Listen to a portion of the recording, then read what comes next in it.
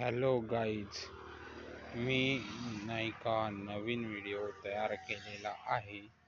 तर ह्या नवीन व्हिडिओमध्ये तुम्हाला हिरव्या झाडाच्या जागी गुलाबी कलरचे झाडं किंवा पर्पल कलरचे तुम्हाला झाड दिसत आहे. तर याचं कारण काय आहे हे तुम्हाला दाखवायचं आहे, कारण की हा एक यूट्यूब इफेक्ट आहे जो तुम्हाला यूट्यूब फ्रीमध्ये देतो.